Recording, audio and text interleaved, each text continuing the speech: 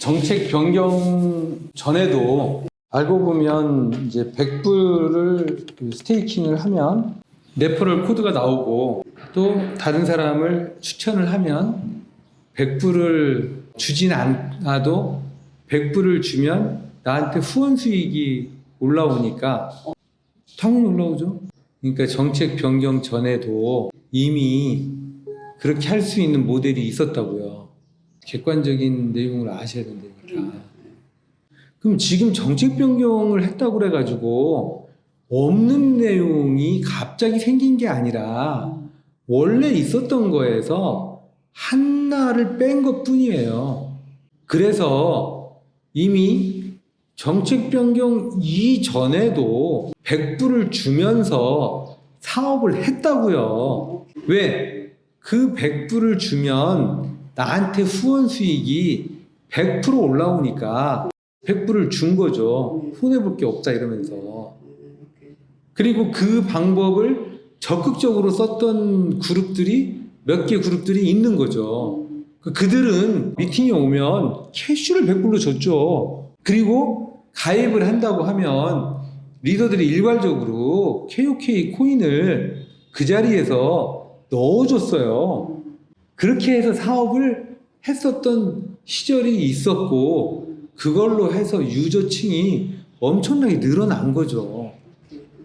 그런데 지금 갑자기 정책이 변경이 되면서 100불을 넣지 않아도 레퍼럴만 해도 레퍼럴 코드가 나온다. 그리고 레퍼럴 한 사람에 100불을 준다. 그 대신 후원 수익을 없앤다. 라고 얘기를 하면 그 전에 그렇게 사업을 했던 사람들 입장에서 보면 정책 변경이 폭발적인 거고 대단하다고 느껴지겠어요? 이제 처음 접하는 사람은 엄청난 일이 생겼다. 그러니까 이제는 어디를 어떻게 해야 되느냐는 막 생각을 하는 거잖아요. 항상 정책 변경이 되면서 이게 끝이 아니고 계속 일어날 거거든요.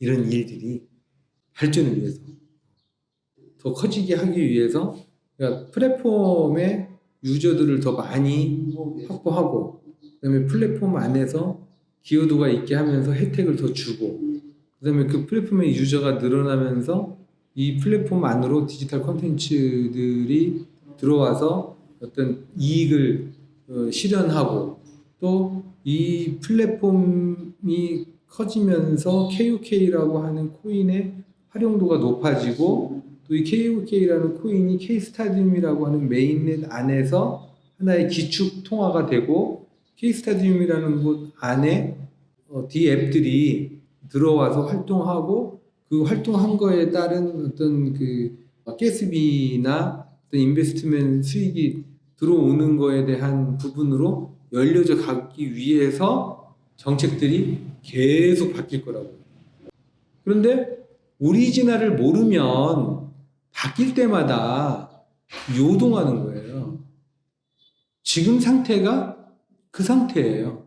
지금 상태가 많은 사람이 요동하고 있어요. 요동하는 이유는 기존에 있던 기득권을 내가 양보를 해야 되는 사람이 있기 때문에 그런 거예요. 기존에 누렸던 혜택을 내가 내려놔야 돼요. 그런데 그것이 기존이라고 하는 사람은 누구냐면 바로 우리인 거죠, 우리. 왜냐하면 옛날에 가입했던 사람이 기존 사람이 아니라 지금 현재도 누리고 있는 혜택 중에 어느 한 부분을 내려놔야 되는 거예요. 그 중에 대표적인 게 아직은 결정되어서 발표된 건 아니지만 일대에 대한 후원 수익을 줄 거냐 말 거냐 라고 하는 부분을 정책 변경 내용 안에 들여다보면은 피추천인에 대한 레퍼럴 수당을 준다고 되어 있지 피추천인에 대한 스테이킹 밸류에 대한 거에 대해서 채굴 풀로 넣어준다는 표현은 없거든요. 그러니까 기존에 가지고 있었던 기득권을 내려놔야 되는 거죠. 혜택을. 그래야 회사가 생각하는 어떤 유저를 많이 모으고 디지털 콘텐츠들을 많이 유치해서 이게 더 그 메인넷으로서의 가치가 올라갈 수 있는 그런 기반을 마련해 나갈 수 있는 거에 대해서 갈 수 있다는 거죠. 그러니까 말씀드린 대로 그 전에 이미 레퍼럴이라고 하는 걸 많이 이용을 해서 그런 사업들을 모든 사업자가, 모든 프론티어가 그렇게 하지는 않았지만 일부 프론티어들은 그렇게 했다는 거죠. 왜? 구조적으로 그렇게 했을 때 본인한테도 그 다음에 내가 준 사람한테도 똑같은 이익을 줄 수 있었으니까. 그러니까 이제 혜택이 줄어든다는 표현을 하셨는데 아직까지는, 그러니까 지금 이제 90만 명 회원이라고 표현을 했잖아요. 그러면 1억 명 회원을 간다고 가정을 하면 아무리 지금 혜택을 줄여도 혜택이 있는 거예요. 왜? 그 나머지 1억 명이 채워지는 데까지 주는 베네핏을 누릴 수 있는 기회니까.